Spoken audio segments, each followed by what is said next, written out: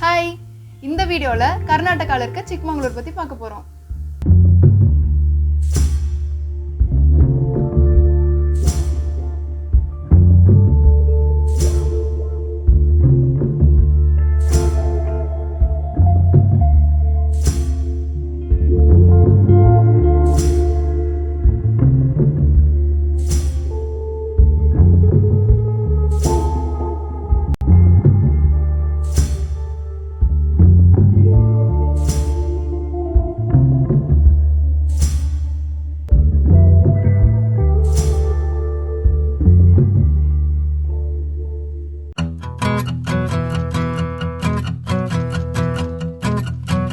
பெங்களூர்ல இருந்து 250 கிலோமீட்டர்ஸ்ல இருக்கிற ஒரு அழகான ஹில் ஸ்டேஷன் தான் இந்த சிக்மங்களூர்.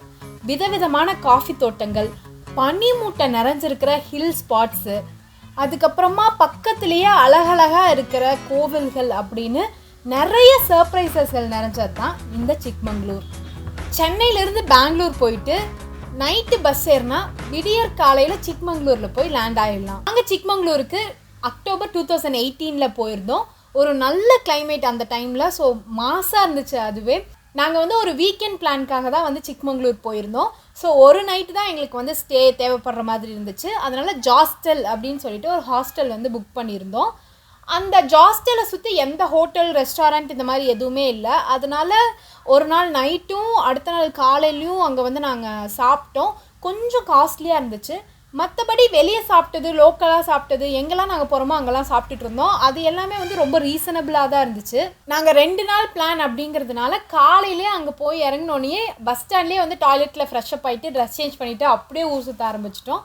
நைட்டு மட்டும் போய் ஜாஸ்டலில் ஸ்டே பண்ணிட்டோம். இப்போ ஒரு வீக்கெண்ட் பிளான் வேணும், 2 நாளுக்கு எங்காவது போகணும் அப்படின்னு நினைக்கிறவங்க ஃப்ரைடே மதியம் கிளம்பி தாராளமாக சிக்மங்களூர் போகலாம். 2 டேஸ் கண்டிப்பாக உங்களை என்கேஜாக வச்சுருக்கோம். நாங்கள் திரும்பியும் சண்டே நைட்டு சிக்மங்களூர்லேருந்து கிளம்பி சென்னை வந்துட்டோம் மண்டே. நாங்கள் பஸ்ஸில் போனதுனால ட்ராவல்லையே பாதி நேரம் போயிடுச்சு. இதுவே நீங்கள் உங்கள் ஓன் வெஹிக்கலில் போனீங்கன்னா நிறைய பிளேசஸ் எக்ஸ்ப்ளோர் பண்ணலாம். ஐட்னரியை பொறுத்த வரைக்கும் நாங்கள் 2 இயர்ஸ் முன்னாடி போனதுனால எங்ககிட்ட லிஸ்ட் ஆஃப் பிளேசஸ் மட்டும் இருந்துச்சு. பட் ஆனால் லோக்கல் டிரான்ஸ்போர்ட்டில் எப்படி எக்ஸ்ப்ளோர் பண்ணுறதுன்னு எங்களுக்கு சுத்தமாக ஐடியாவே இல்லை. ஸோ அங்கே இருக்க டிரைவர்ஸு, கண்டக்டர்ஸ் கிட்ட கேட்டு நாங்கள் அப்படியே ஆன் த ஃப்ளோவில் போய்கிட்டு இருந்தோம். ஸோ இந்த ட்ரிப்பு ஃபுல்லாகவே எல்லாமே ஆன் த ஸ்பாட்டில் எடுத்த முடிவு தான். ஃபஸ்ட் டே சிக்மங்களூர் போயிட்டு பஸ் ஸ்டாண்ட்லேயே ஃப்ரெஷ்அப் ஆகிட்டு கெம்மன்குண்டி போகலாம் அப்படின்னு பிளான் போட்டோம். நாங்கள் போனப்போ அங்கே ஸ்ட்ரைட் பஸ் கிடைக்கல. ஸோ நாங்கள் சிக்மங்களூர்லேருந்து விங்கடஹலிக்கு பஸ் எடுத்து அங்கேருந்து கெம்மன்குண்டி போயிட்டு அங்கேருந்து ஹில் ஸ்டேஷனுக்கு நாங்கள் ஆட்டோ எடுத்துகிட்டு போனோம். நாங்கள் ஒரு 10-11 போல் ஹில் ஸ்டேஷன் போய் ரீச் ஆகிட்டோம். யாருமே இல்லை, ரொம்ப மிஸ்டிக்காக பீஸ்ஃபுல்லாக இருந்துச்சு. அப்படியே ரிட்டன் வரப்போ கலத்கிரி ஃபால்ஸ் போயிட்டு சிக்மங்களூர் பஸ் ஸ்டாண்டுக்கு ரிட்டன் வந்துட்டோம். இன்னைக்கு ஈவினிங் ஐயன்கெரே லேக் போகலான்னு பிளான் போட்டிருந்தோம். அது ஓல்டஸ்ட் அண்ட் கர்நாடகாலே 2nd லார்ஜஸ்ட் லேக்கு. நாங்கள் அங்கே பஸ் ஸ்டாண்ட்லேயே கனெக்டர்ஸ் கிட்ட விசாரித்து ஐயன்கெரே பக்கத்தில் இருக்க பஸ் ஸ்டாப்லேயே இறங்கி அங்கேருந்து ஆட்டோ எடுத்து அந்த லேக்கு போனோம்.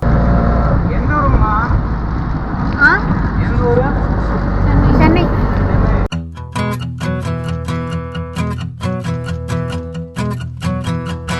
Day 1 அதோட முடிஞ்சிருச்சு. அப்படியே ஹாஸ்டல் போயிட்டோம். ஒரு நடுக்காட்டுக்குள்ளே இறக்கி விட்டு போயிட்டாங்க. ஃப்ளாஷ் போடுவோம். போடு. நாங்கள் புக் பண்ண ஹோட்டலை தேடி நடந்து போயிட்டுருக்கோம். கால் கூட தெரியல.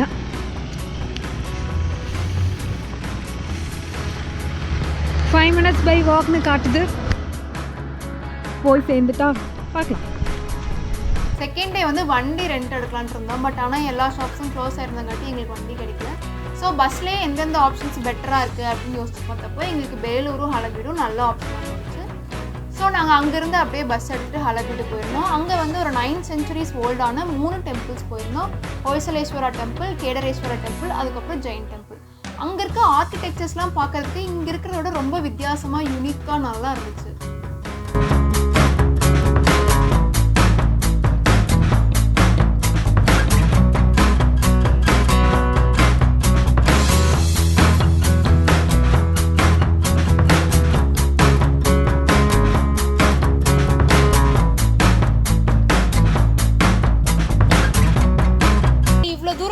ஒரு ஹில் ஸ்டேஷன் பார்த்தாச்சு, ஒரு கோயில் பார்த்தாச்சு, ஒரு நல்ல சன்செட் பார்க்கலாம் அப்படின்னு சொல்லிட்டு முல்லினகிரி அப்படிங்கிற ஒரு இடத்துக்கு போகலாம் அப்படின்னு போனோம்.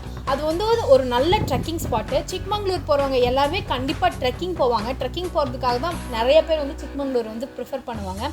சரி நம்மளும் ட்ரெக்கிங் போகலாம் அப்படின்னு ட்ரெக்கிங் ஷூ கூட இல்லாமல் போகலாம் அப்படின்னு சொல்லிட்டு கிளம்பிட்டோம். பஸ்ஸில் போனோன்னே முல்லினகிரி ஸ்டாப் வந்துருச்சு, இறங்கிக்கோங்க அப்படின்னு வந்து சொன்னாங்க. சரின்னு இறங்கலான்னு போகும்போது அந்த பஸ் டிரைவர், பஸ்ஸில் இருந்த மற்ற பேசஞ்சர்ஸ் எல்லாருமே வந்து என்ன இந்த டைமில் இறங்குறீங்க, இறங்காதீங்க அப்படின்னு வந்து அவங்க திட்ட ஆரம்பிச்சிட்டாங்க. எங்களுக்கு ஒன்றுமே புரியல என்ன நடக்குது அப்படின்னு.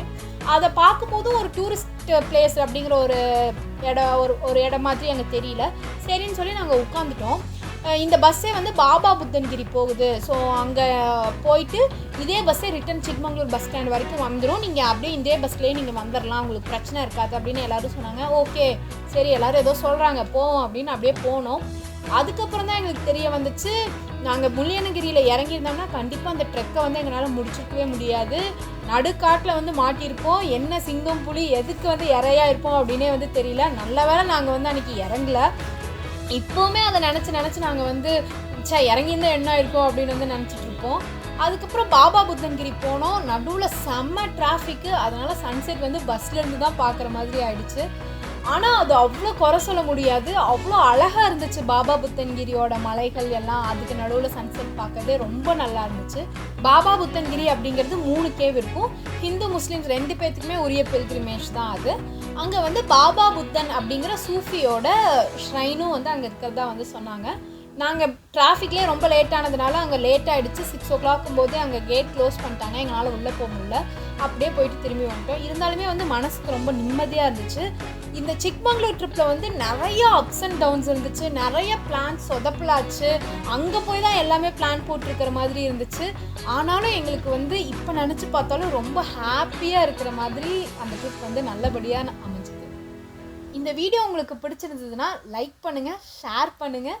இதே மாதிரி நிறைய வீடியோஸ் பார்க்கணும் அப்படின்னா எங்கள் சேனலுக்கு சப்ஸ்கிரைப் பண்ணுங்கள், பக்கத்தில் இருக்க பெல் ஐக்கானையும் கிளிக் பண்ணுங்கள். அடுத்து இதே மாதிரி ஒரு நல்ல இடத்துல சந்திக்கிறோம். பாய்.